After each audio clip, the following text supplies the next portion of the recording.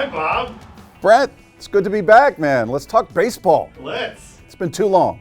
So, going into the winter meetings, the Mariners have made 4 additions, most recently Kolten Wong. What do you think so far? I really like the Teoscar Hernández addition. Kolten Wong, I feel like this is sort of like the Winker deal last year where it's a player from the National League that you're not spending a lot of time watching. So you're sort of left to look at stats and talk to people. And he's a guy who's going to be 33 years old.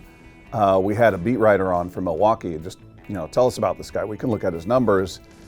And much like last year when we talked to the Reds beat reporter that did not give a glowing review of Eugenio Suarez, it was kind of similar for Kolten Wong in that he said, great guy, is talented, can do a lot of things, but it was a rough year. He committed 17 errors last year and probably should have had more, but had some very favorable hometown scoring, is what the beat writer said. So it's a guy who had a down year defensively, who's, in terms of, prime athletic years, he's not in his prime. And then we're hearing it looks like it could be a platoon situation with him and Dylan Moore, who's not an everyday player. One guy will face righties, the other guy lefties. It sounds like if they hang on to him, maybe he becomes a trade piece. I'm not sure. But if you go into the season with a platoon situation at second base, I don't love that. That doesn't get me excited. That doesn't make me feel like you took the next step, that you took last year. Hey, we won 90 wins. We had 90 wins again. We won a playoff series. We ended that drought. We won a playoff series in Toronto. We are knocking on the door. Let's jump through the window. Let's make this happen. Let's send a message to the fan base and to the guys, more importantly, in that clubhouse, and say, hey, we're bringing in the reserves you need. You're short a couple bats. We're bringing them in. Now, Kolten Wong could end up being great, but if you're just looking at his age, his production, and you guys can go check out the interview on at seattlesports.com, it wasn't a great sales job on who he is. So I'm sort of underwhelmed with that particular move. Love Hernández. Kolten Wong remains to be seen. I think I know the answer to this next question, but what is the next move you want the Mariners to make? Bryan Reynolds. I would like to see him. He's made it clear he'd like to leave Pittsburgh. I can't believe every player doesn't say that once they've been in the league for a couple years with that team. But he fits what you want. He's a 27-year-old outfielder who plays great defense by everybody's account. He's a switch hitter. You look at his splits. He hits just as well against lefties as he does righties. You need an outfielder. We don't know what's going to happen with Mitch Haniger. It doesn't feel like he's coming back. I don't know if Kelenic is a guy who's going to be playing at this level or not. We know he can play defense. We still don't know if he can hit. So you've got Teoscar Hernández, whose calling card is not defense, and Julio. So you need another bat and you need another outfielder.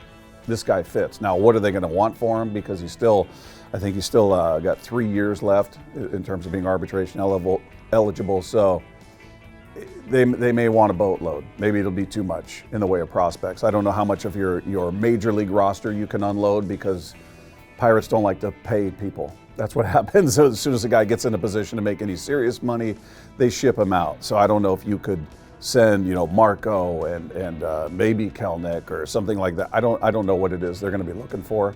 I would imagine it'll be a lot, but that's a player I would love to see on this roster. Is there anybody that you can think of, kind of the younger Mariners players, that would be untouchable to get Reynolds?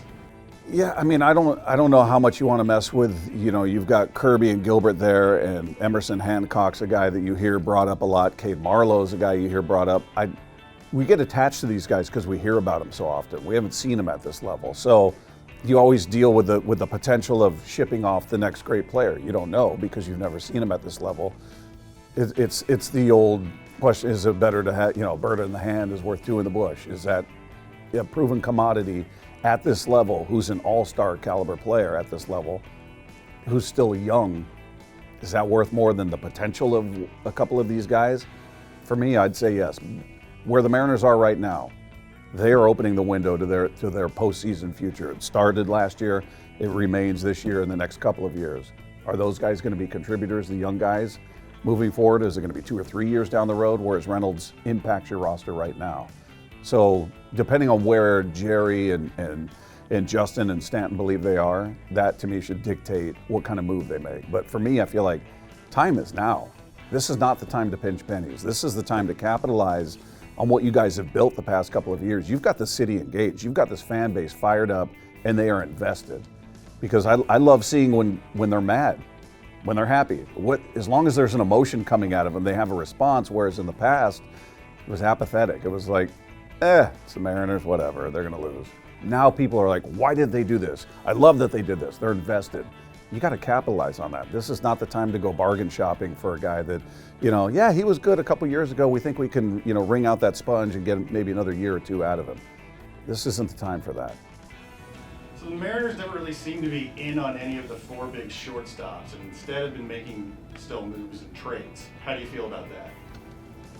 I think we all wish they were, with the heavy hitters that were in line for Aaron Judge and Trey Turner and Xander Bogaerts and all that. I think we've been conditioned to believe that's just not the pool they swim in for whatever reason. They make a lot of money. This is a profitable team, and if they get to the postseason, I would imagine that income stream just continues to grow because there's an excitement. I don't know what the numbers look like, but I would bet a lot of the season ticket packages or the 10-game packages or whatever's being offered out there are selling at a different pace than they have in the past because of what we just talked about. This fan base is invested. So they have the financial wherewithal to make some of those deals if they wanted to. It's about their tolerance. It's about what are we willing to spend. Yeah, realistically, did I ever believe they were in it for Trey Turner? Not really, but that was the dream that they would be in that mix. So it's a little bit of a bummer when you see those guys landing elsewhere, and then we're going, okay, but we got Kolten Wong who made platoon with Dylan Moore. You're going, oh, well, okay, that should be fun. I mean, it's the lesser of those moves. It's not nearly as sexy. It's not nearly as exciting. Perhaps he'll be effective. Perhaps Kolten Wong will be an absolute find. We haven't really watched him because he played in the National League, played for the Brewers. So we'll see what he is, but it feels like a for now move. It feels like, all right, this kind of occupies that spot for now if they don't move him. And we'll see what they do in the future.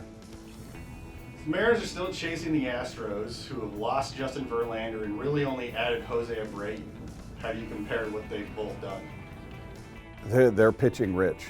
I mean, yeah, Verlander's a ridiculous pitcher, Cy Young Award winner.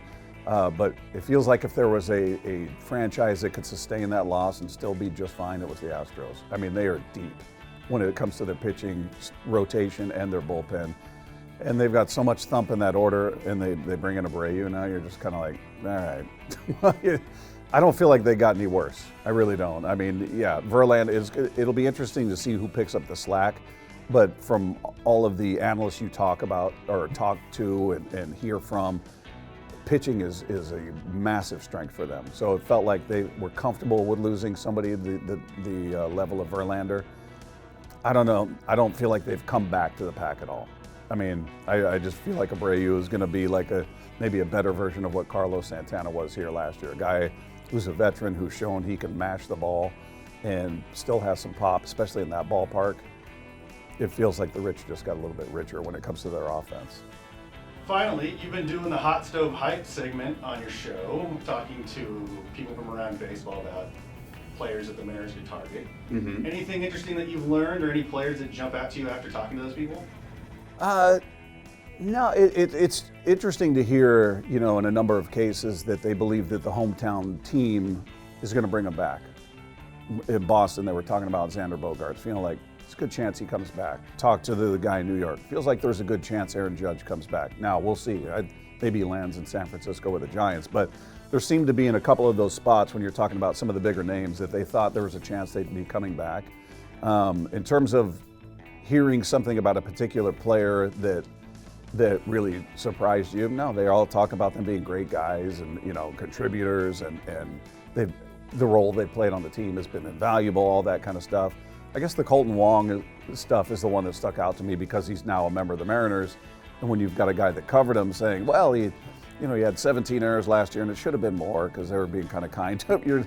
You're like, okay, that doesn't make me feel great, and he doesn't bat against lefties for whatever reason all of a sudden last year. I'm not sure what happened with that. He had like 80 plate appearances versus lefties. And you look at his history, and he's actually hit pretty decently against lefties. So I don't know what was going on last year, if this is a guy that's on the decline. So as far as surprises, maybe that would be the most informative because we had the most interest in a player that was now a member of the Mariners. But everybody else felt like there was some optimism in those cities that the stars were going to be coming back.